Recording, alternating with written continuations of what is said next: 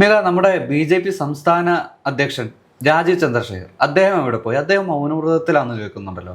ഇപ്പോൾ തിരുവനന്തപുരം കോർപ്പറേഷനിലെ ഒരു സുഗതൻ്റെ വിഷയമാകട്ടെ, അല്ലെങ്കിൽ ഇവരുടെ പാർട്ടിക്കുള്ളിൽ ഉള്ള പടലപ്പിണമൊക്കെ ആകട്ടെ, അല്ലെങ്കിൽ ഈ പുതുതായി പുകഞ്ഞുകൊണ്ടിരിക്കുന്ന പാർട്ടി ഫണ്ട് തട്ടിപ്പ്, ഇതിലൊന്നും സംസ്ഥാന അധ്യക്ഷൻ്റെതായിട്ടുള്ള ഒരു പ്രതികരണവും വരുന്നില്ല. എന്താണ് ഇദ്ദേഹത്തിന് പറ്റിയത്? ഇപ്പോ ഈ പറഞ്ഞ നിയമസഭയിലെ കാര്യമാണ് ചോദിക്കുന്നതെങ്കിൽ BJPയുടെ മുതിർന്ന നേതാവ് VV മുരളീധരനുണ്ട്. അദ്ദേഹത്തിന്റെ മുന്നിൽ നിൽക്കുമ്പോൾ നൂലിൽ കെട്ടിയിറക്കിയ വ്യക്തി എന്ന് പറയുന്നത്, നൂലിൽ കെട്ടിയിറക്കിയ സ്ഥാനാർത്ഥി എന്ന് പറയുന്നത് വളരെ വില കുറഞ്ഞ ആളായിട്ട് അവർ കാണുന്നുണ്ടാവും. അതിന്റെ തന്നെ പിണക്കത്തിലാണ് അവർ മൂന്നുപേരും അങ്ങോട്ടും ഇങ്ങോട്ടും. ഇപ്പോൾ പാർലമെന്ററി കാര്യ നേതാവായി നമ്മുടെ ഗോപകുമാറിനെ തിരഞ്ഞെടുക്കുന്ന ഒരു സാഹചര്യം ഉണ്ടായത് ഇവർ തമ്മിലുള്ള തമ്മിലടിയുടെ ഭാഗമായിട്ടാണ്. അപ്പോൾ ഇപ്പോഴത്തെ ചർച്ചാ വിഷയം എന്ന് പറയുന്നത് പാർട്ടി ഫണ്ട് തട്ടിപ്പുമായി ബന്ധപ്പെട്ടുള്ള കാര്യങ്ങളാണ്. ഇവരൊക്കെ കമ്മ്യൂണിസ്റ്റുകാരെ എന്തിന്റെ അടിസ്ഥാനത്തിലാണ് ഇനി വിമർശിക്കാൻ പോവുക എന്നാണ് ഞാൻ നോക്കിക്കാണുന്നത്. ഇപ്പോൾ തെരഞ്ഞെടുപ്പിന് നമുക്കറിയാം, കേരളത്തിൽ തെരഞ്ഞെടുപ്പിന് ഏറ്റവും കൂടുതൽ ഫണ്ട് വന്നിട്ടുള്ളത് BJPക്കാണ്. കഴിഞ്ഞ തിരഞ്ഞെടുപ്പിന്റെ കലാശക്കൊട്ടൊക്കെ പരിശോധിക്കുകയാണെങ്കിൽ നമുക്ക് മനസ്സിലാവും, ഈ 140 മണ്ഡലങ്ങളിലെയും BJP സ്ഥാനാർത്ഥികൾ ക്രെയിനിലായിരുന്നു, ക്രെയിനിലായിരുന്നു അവരെല്ലാം നിന്നിരുന്നത്. ഇപ്പോൾ സ്റ്റാർ മണ്ഡലങ്ങളിൽ സ്റ്റാർ കാൻഡിഡേറ്റുകൾക്ക് പോലും മറ്റ് പാർട്ടികൾ, മറ്റ് മുന്നണികൾ ക്രെയിൻ അനുവദിക്കാനുള്ള ഫണ്ട് ഇല്ലായിരുന്നപ്പോൾ ഒരു വിജയ സാധ്യതയില്ലാത്ത മണ്ഡലങ്ങളിൽ പോലും 140 മണ്ഡലങ്ങളിലും ക്രെയിൻ്റെ പുറത്ത് കയറി നിൽക്കാനുള്ള പ്രിവിലേജ് ഈ പറഞ്ഞ BJPക്കാർക്കുണ്ടായത് പണത്തിന്റെ ബലത്തിലായിരുന്നു. ഇപ്പോൾ അത്രയധികം ഫണ്ട് വന്നിട്ടുണ്ട്. നമുക്കറിയാം, ഇപ്പോൾ BJPയുടെ PR വർക്ക് ചെയ്ത കമ്പനികളുമായി ബന്ധപ്പെടുകയാണെങ്കിൽ, സംസാരിക്കുകയാണെങ്കിൽ നമുക്ക് മനസ്സിലാകും എത്ര പണമാണ് ഒഴുകിയിട്ടുള്ളത് എന്നുള്ളത്. അപ്പോൾ ഇപ്പോൾ പുറത്തു വരുന്ന റിപ്പോർട്ടുകൾ അനുസരിച്ച് കേന്ദ്രം ഒരുവിധം പണം കൊടുത്തിട്ടുണ്ട്. ഉറപ്പായും BJPക്ക് കേരളത്തിൽ വേരൂന്നാൻ ഏറ്റവും കൂടുതൽ ഫണ്ട് വരുന്നത് ഈ പറഞ്ഞ കേന്ദ്രത്തിൽ നിന്ന് തന്നെയാണ്. അപ്പോൾ കേന്ദ്രത്തിൽ നിന്ന് വന്ന പണത്തിൽ നിന്ന് പോലും തട്ടിപ്പ് നടത്തിയിട്ടുണ്ടെന്നുള്ള വാർത്തകളാണ് പുറത്തു വരുന്നത്. ഇപ്പൊ 12 കോടിയോളം രൂപ ഒരു കണക്കുമില്ലാതെ എവിടെ പോയി എന്ന് അറിയില്ല. ആ പണം എവിടെ പോയി എന്ന് കേന്ദ്രം സംസ്ഥാനത്തോട് ചോദിക്കുകയാണ്. ഞാനീ പറയുന്നത് BJPക്ക് ശക്തമായ വേരോട്ടമുള്ള UP പോലുള്ള സംസ്ഥാനങ്ങളെ പറ്റിയല്ല. കേരളം പോലുള്ള ആകെ 3 MLA-മാരും ഒരു കോർപ്പറേഷനും 1-2 പഞ്ചായത്തും ഒക്കെ ഉള്ള ഒരു ചെറിയ പാർട്ടിയെ പറ്റി, വേരൂന്നാത്ത പാർട്ടിയെ പറ്റിയാണ് പറയുന്നത്. അപ്പോൾ ഇവരൊക്കെ ഭരണം പിടിക്കുന്ന ഒരു കാലം ഉണ്ടാകുമ്പോൾ എത്ര കോടിയുടെ തിരിമറി നടത്തുമായിരിക്കും എന്നാണ് ഞാൻ ചിന്തിച്ചു പോയത്. ഇനി ഈ 12 കോടി എവിടെ പോയി എന്ന് കൃത്യമായി ചോദിച്ചാൽ ഞാൻ പറയും നേമത്താണ് 12 കോടിയും പോയിട്ടുണ്ടാവുക എന്ന്. ഇപ്പോൾ നേമത്തെ പ്രചാരണ പരിപാടികൾ ഇപ്പോൾ നേരിട്ടുള്ളതും അല്ലാത്തതുമായിട്ടുള്ള പ്രചാരണ രീതികൾ നമ്മൾ കണ്ടിട്ടുണ്ട്. ഇപ്പോൾ പണം കൊടുത്തുള്ള, ഇപ്പോൾ പണത്തിന്റെ സെറ്റിൽമെന്റ് ആയിരുന്നു നേമത്തെ തെരഞ്ഞെടുപ്പ് വിജയമെന്ന് നമുക്ക് വേണമെങ്കിൽ വിലയിരുത്താം. ഇതിനീ പറഞ്ഞതുപോലെ ശക്തമായ തെളിവുകൾ ഇല്ലാത്ത പക്ഷം അതൊരു ആരോപണമായി ഉന്നയിക്കാൻ കഴിയില്ല. പക്ഷേ നേമത്ത് കൃത്യമായി പണം ഒഴുകിയിട്ടുണ്ട്. അപ്പോൾ ഈ 12 കോടി എവിടെ എന്നുള്ള ചോദ്യത്തിനെങ്കിലും രാജീവ് ചന്ദ്രശേഖർ, നിങ്ങളൊരു MLA ആയിരിക്കാം, നിയമസഭയിൽ വലിയ വിലയില്ലെങ്കിൽ പോലും പാർട്ടിയുടെ സംസ്ഥാന അധ്യക്ഷനായി ഇരിക്കുന്നിടത്തോളം കാലം ഈ പറഞ്ഞ ചോദ്യങ്ങൾക്ക് ഉത്തരം കൊടുക്കാൻ ബാധ്യസ്ഥനാണ്. ഉറപ്പായി ഇപ്പോൾ രാജീവ് ചന്ദ്രശേഖർ വിജയിച്ചില്ലായിരുന്നെങ്കിൽ, ഇപ്പോൾ നിയമസഭയിൽ എത്തിയില്ലായിരുന്നുവെങ്കിൽ, മറ്റ് 3 BJP നേതാക്കളാണ് നിയമസഭയിൽ ഇരുന്നതെങ്കിൽ വലിയ ശബ്ദത്തിൽ അദ്ദേഹം എവിടെ പോയി ആ പണം, ഞാൻ തിരിച്ചു കൊണ്ടുവരും എന്നൊക്കെ പറയുന്നത് നമ്മൾ കണ്ടേനെ. ചിലപ്പോൾ മത്സരിക്കാതിരുന്നെങ്കിൽ പോലും. അപ്പോൾ അദ്ദേഹവും ഈ പറഞ്ഞ പ്രതിസ്ഥാനത്ത് നിൽക്കാൻ സാധ്യതയുള്ള ഒരാളാണ് ബോധ്യം അദ്ദേഹത്തിന് കൃത്യമായിട്ടുള്ളത് കൊണ്ടാണ് ഈ പറഞ്ഞ മൗനം പാലിക്കുന്നത് എന്നാണ് ഞാൻ വിശ്വസിക്കുന്നത്. ഇപ്പൊ ഏത് മണ്ഡലത്തിന്റെ കാര്യം എടുത്തോട്ടെ, പാലക്കാട് എന്താണ് സംഭവിച്ചത്?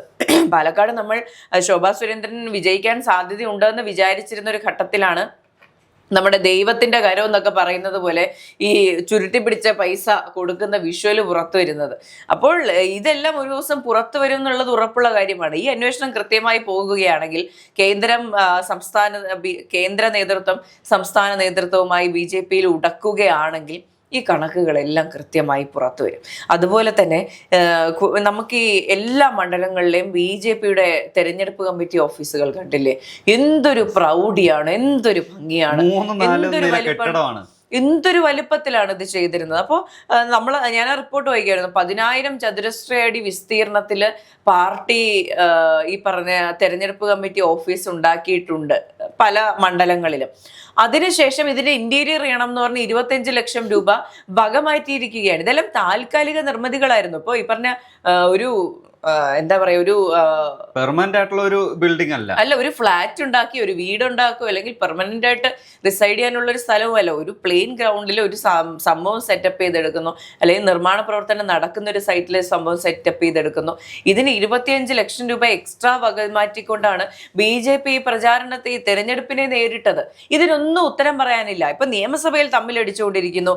തിരുവനന്തപുരം കോർപ്പറേഷന്റെ കാര്യമാണെങ്കിൽ പിന്നെ പറയുകയും വേണ്ട, കയ്യിൽ നിന്ന് പോയില്ല എന്ന് പറഞ്ഞിരിക്കുകയാണ്. എനിക്ക് തോന്നുന്നു സ്വാഭാവികമായിട്ടും കേന്ദ്രത്തിന് അതൃപ്തി ഉണ്ടാകും. ഇവന്മാരിത് എന്താണ് ഈ കിടന്ന് കാണിക്കുന്നത് എന്നുള്ളൊരു തോട്ടുണ്ടാവും. പിന്നെ എങ്ങനെയെങ്കിലും അധികാരത്തിൽ വന്നാൽ മതി എന്നുള്ളൊരു ചിന്തയുണ്ടെങ്കിൽ ഇതൊക്കെ കണ്ണടച്ച് വയ്ക്കാൻ സാധിക്കുമായിരിക്കും. എന്ത് തന്നെ ആയാലും ഇനി കോൺഗ്രസ്സുകാർ തമ്മിലടിക്കുകയാണ്, അല്ലെങ്കിൽ CPM ഫണ്ട് തട്ടിപ്പ് നടത്തുന്നു, കൈയിട്ട് വരുന്നു എന്ന് പറയാൻ ഒരു വോയിസും ഇല്ലാത്ത പാർട്ടിയാണ് BJP എന്ന് ഉറപ്പിച്ച് പറയാം. അതെ, ഇപ്പൊ BJPയുടെ ഒരു കഷ്ടകാലം നോക്കണേ. അതായത് ശബരിമല സ്വർണ്ണക്കൊള്ള കേസിൽ ഈ ഒരു ഭയങ്കരമായ ശബ്ദം ഉയർത്തിയിരുന്നു BJP. രാമക്ഷേത്രത്തിലെ ഈ ഒരു സ്വർണ്ണ തട്ടിപ്പുമായി ഇത് വന്നതോടെ ഇവരുടെ ആ ഒരു ശബ്ദം അടഞ്ഞിരിക്കുകയാണ്. ഇപ്പോ അയ്യപ്പ ക്ഷേത്രം അല്ലെങ്കിൽ ഈ ശബരിമലയിൽ സ്വർണം പോയതിനെ കുറിച്ച് സംസാരവുമില്ല. അല്ലെങ്കിൽ ഇപ്പോൾ CPM പാർട്ടിയിൽ ഈ ധനരാജ് ഫണ്ട് തട്ടിപ്പുമായി ബന്ധപ്പെട്ട് BJPക്ക് ഒരു വോയിസ് പറയാനില്ല. അതുമാത്രമല്ല, ഇപ്പോൾ കോൺഗ്രസിലുണ്ടായിരുന്ന തമ്മിലടിയെ പരിഹസിക്കാനും അല്ലെങ്കിൽ ഇനി എന്തെങ്കിലും സംഭവിച്ചാൽ പോലും ഇവർക്ക് സംസാരിക്കാനുള്ള ഒരു ഇടമില്ലാതായി പോയി. കാരണം അത്രയേറെ രീതിയിലുള്ള ഒരു പരുങ്ങലിലാണ് സംസ്ഥാന അധ്യക്ഷൻ രാജീവ് ചന്ദ്രശേഖറുടെ അവസ്ഥ. ഇപ്പോൾ രാജീവ് ചന്ദ്രശേഖർക്കെതിരെ ഒരു വിഭാഗം വാളോങ്ങിയിരിക്കുകയാണ്. K. സുരേന്ദ്രൻ. ഇപ്പോൾ നമ്മൾ ഈ ഫണ്ട് തട്ടിപ്പ് വേണമെങ്കിൽ പറയാം. കഴിഞ്ഞ തെരഞ്ഞെടുപ്പിന്, അതായത് 2 ഇടങ്ങളിൽ സുരേന്ദ്രൻ ഒരുമിച്ച് മത്സരിക്കുന്ന സമയത്ത് ഹെലികോപ്റ്ററിൽ 500 കോടി രൂപ കടത്തി എന്നുള്ള രീതിയിലുള്ള വാർത്തകളും മറ്റും പുറത്തു വന്നിരുന്നു. അതിനോട് തുടർന്ന് ഈ ഒരു BJP നേതൃത്വത്തിന് K. സുരേന്ദ്രനോട് ഒരു അതൃപ്തി തോന്നുകയും തുടർന്ന് രാജീവിന്റെ ഒരു തന്ത്രപരമായ ഇടപെടലിലൂടെ ഈ സുരേന്ദ്രനെ വെട്ടി BJPയിൽ കയറി അവസാനം ഈ ഒരു തലപ്പത്തെത്തുകയായിരുന്നു. തലപ്പത്തെത്തി ആദ്യം ചെയ്തത് സുരേന്ദ്രനെ തട്ടുക എന്നുള്ളതാണ്. അത് മാന്യമായി അദ്ദേഹം ചെയ്യുകയും ചെയ്തു. പക്ഷെ അത് ഇലക്ഷനിലാണ്, അല്ലെങ്കിൽ ആ ഒരു തിരഞ്ഞെടുപ്പ് സമയത്താണ്, അല്ലെങ്കിൽ അതിനെ സംബന്ധിച്ചുള്ള ഒരു കോർ മീറ്റിങ്ങുകളുണ്ടല്ലോ, അതിലാണ് ശരിക്കും ഇതിനെക്കുറിച്ചുള്ള ഒരു പ്രതികാരങ്ങൾ അല്ലെങ്കിൽ ഈ ഒരു സംസാര വിഷയങ്ങൾ ഉയർന്നത് തന്നെ. ഇപ്പോൾ ശബരിമല സ്വർണ്ണക്കൊള്ള കേസുമായി ബന്ധപ്പെട്ട് പറയുകയാണെങ്കിൽ ഞാൻ വിശ്വസിക്കുന്നില്ല. BJP ഇപ്പോൾ വളരെ ഹിന്ദുത്വ എന്ന് പറയുന്ന അജണ്ട പൊക്കി പിടിക്കുന്ന പാർട്ടിയാണെന്നൊക്കെ പറയുന്നുണ്ട്.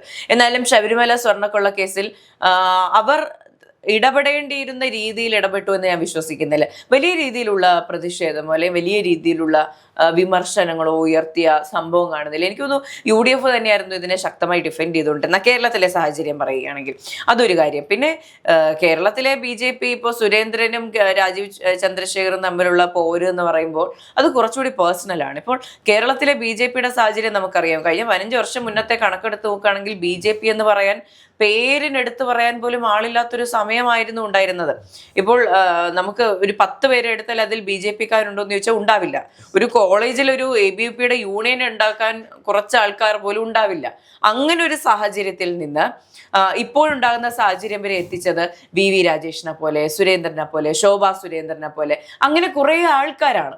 അപ്പോൾ ഇവരെല്ലാം കഷ്ടപ്പെട്ട് അവിടെ ഇവിടെയും പോയി പറഞ്ഞ തെറിവിളിയും കേട്ട് ചർച്ചകളിൽ പോയി കളിയാക്കലുകൾ സഹിച്ച് BJPയുടെ ആശയം മുന്നോട്ട് വെച്ച് കഷ്ടപ്പെട്ട് മുന്നോട്ട് വരുമ്പോൾ സ്വാഭാവികമായിട്ടും ഒരു ബിസിനസ്മാനെ കൊണ്ട് ഇവിടെ പ്ലേസ് ചെയ്യുമ്പോൾ അവിടെ ഒരു പല്ലുകടി ഉണ്ടാവും. ഈഗോ ക്ലാഷ് എന്നതിനേക്കാൾ അതൊരു ന്യായമായ കാര്യമായി ഞാൻ കാണുന്നില്ല. എനിക്കിപ്പോഴും BJP എന്ന് പറഞ്ഞാൽ രാജീവ് ചന്ദ്രശേഖറിന്റെ ഫേസ് അല്ല ഓർമ്മ വരിക. നമ്മൾ പണ്ട് മുതലേ BJPയുടെ രാഷ്ട്രീയം കാണുന്നവരാണ്. അപ്പോൾ ഇത് കാണുമ്പോൾ നമ്മുടെ മനസ്സിൽ പെട്ടെന്ന് ഓർമ്മ വരുന്നത് ഗോപാലകൃഷ്ണനെയോ അല്ലെങ്കിൽ VV രാജേഷിനെ ഇവരെ പോലുള്ളവരാണ്. അപ്പോൾ ഇതിൽ വന്ന് കളങ്കമുണ്ടാക്കാൻ ശ്രമിക്കുന്നു, ഇതിൽ വന്ന് പണം തട്ടുന്നു എന്നൊരു ആരോപണം ഉണ്ടാകുമ്പോൾ ഒന്നുകിൽ രാജീവ് ചന്ദ്രശേഖർ തന്റെ പാർട്ട് ക്ലിയർ ആക്കണം, അല്ലെങ്കിൽ എന്താണ് ചെയ്തത് എന്നതിനെ പറ്റി കൃത്യമായ കണക്ക് അവതരിപ്പിക്കാൻ കഴിയണം.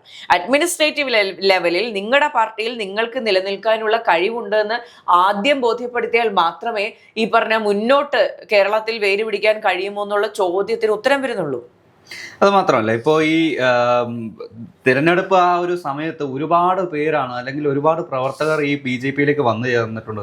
ഇപ്പോൾ CPM നിന്നാവട്ടെ, CPI നിന്നാവട്ടെ, അല്ലെങ്കിൽ കോൺഗ്രസിൽ നിന്നാവട്ടെ, മറ്റ് പാർട്ടികളിൽ നിന്നെല്ലാം ഈ ഒരു BJPയിലേക്ക് വരുന്നുണ്ട്. BJPയുടെ ഒരു ആദർശശുദ്ധിയോ അല്ലെങ്കിൽ അതിൻ്റെ മഹിമയോ കണ്ടിട്ടല്ല, വ്യക്തമായ അല്ലെങ്കിൽ ഒരു വലിയൊരു തുക കൊടുത്ത് അവരെ പർച്ചേസ് ചെയ്തതാണ്. അത് ആരും മനസ്സിലാക്കാത്തതല്ലോ. ഈ വൈക്കത്തും തൃശ്ശൂരും അതുപോലുള്ള വിവിധ സ്ഥലങ്ങളിലെ കമ്മ്യൂണിസ്റ്റുകാരായ നിരവധി സ്ഥാനാർത്ഥികൾ ഈ NDA സ്ഥാനാർത്ഥികളായിരുന്നു. ഇവരെല്ലാം പർച്ചേസ് ചെയ്യാനായിട്ട് വലിയൊരു ഭീമമായ തുക ഈ ഒരു BJP ഇറക്കിയിട്ടുണ്ടെന്നുള്ള കാര്യത്തിൽ സംശയമില്ല. ഇപ്പോൾ ഇത് സംസ്ഥാന നേതൃത്വത്തിലുള്ളവർക്ക് മാത്രമേ ഇതിനെക്കുറിച്ച് ഈ ഒരു എത്ര കോടി രൂപ ഇറക്കിയിട്ടുണ്ടെന്ന് അറിയൂ. ഇതെല്ലാം ഇത് പുറത്തു വിട്ടാലേ എത്ര കോടി രൂപ തട്ടിപ്പ് പുറത്തു വരും, ഇനി എത്ര കോടി രൂപ ഇനി വ്യക്തികളാൽ തട്ടിക്കപ്പെട്ടു എന്ന് വ്യക്തമാവും.